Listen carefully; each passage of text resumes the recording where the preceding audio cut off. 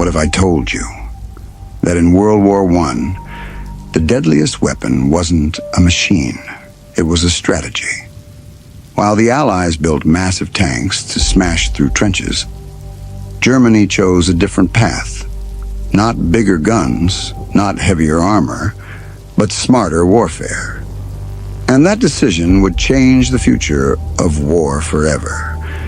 By 1915, the war on the Western Front had become a nightmare, a complete stalemate. Miles of trenches stretched across Europe, from the North Sea to Switzerland. Soldiers lived in mud, surrounded by barbed wire, under constant threat of death. Between the trenches lay no man's land, a shattered wasteland where stepping out meant almost certain death. Machine guns cut down entire waves of soldiers in seconds. Artillery rained from the sky without warning.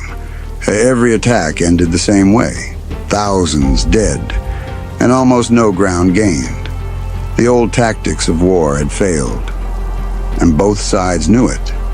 Something had to change. The Allies believed they had found the answer.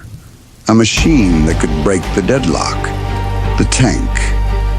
In 1916, during the brutal Battle of the Somme, the British unleashed the first tanks onto the battlefield. These iron giants could crush barbed wire, cross trenches, and protect soldiers from bullets. For the first time, hope returned. German soldiers were shocked. Bullets bounced off the armor. It looked unstoppable. But that illusion didn't last. The tanks were slow. They broke down constantly. Many got stuck in mud before reaching the enemy. Artillery could destroy them. And without infantry support, they couldn't hold ground. The tank was powerful, but it wasn't enough. Germany saw the same battlefield, but reached a completely different conclusion. The problem wasn't just weapons. The problem was how the war was being fought. Instead of building tanks, Germany focused on changing tactics.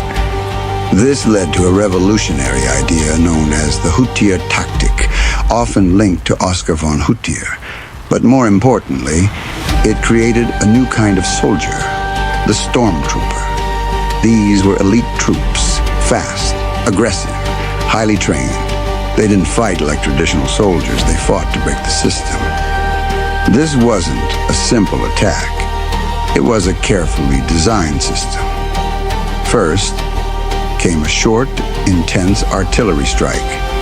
Not hours of bombardment like before.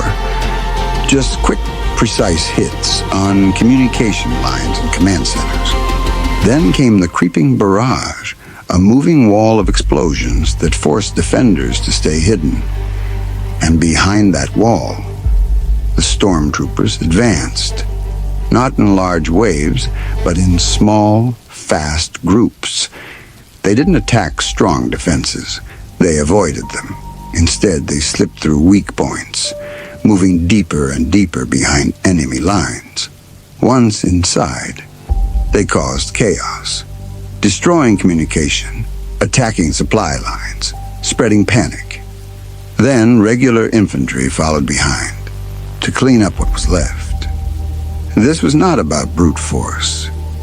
It was about breaking the enemy from within. This tactic worked brilliantly in some places, especially on the Eastern Front, where the battlefield was more open and less fortified. But on the Western Front, things were different. The French and British had built deep, complex trench systems.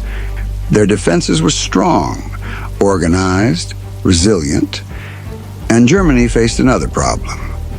They didn't have enough trained stormtroopers. Even during major offensives like the German Spring Offensive, the gains were impressive, but not decisive. The attacks pushed forward, but couldn't finish the job. Momentum slowed. Supplies ran thin, and the Allies recovered. Even though Germany didn't win the war, their ideas didn't disappear. They evolved. Years later, those same principles, speed, infiltration, and shock, would return in a new form. Blitzkrieg, a combination of tanks, aircraft, and fast-moving troops, used with devastating effect in early World War II, including the invasion of France. The world had changed. War was no longer about standing still. It was about moving fast and striking hard. In World War I, the Allies built machines to break the deadlock. Germany built something else, a new way of thinking. And in the end, it wasn't the biggest weapon that shaped the future of war. It was the smartest idea.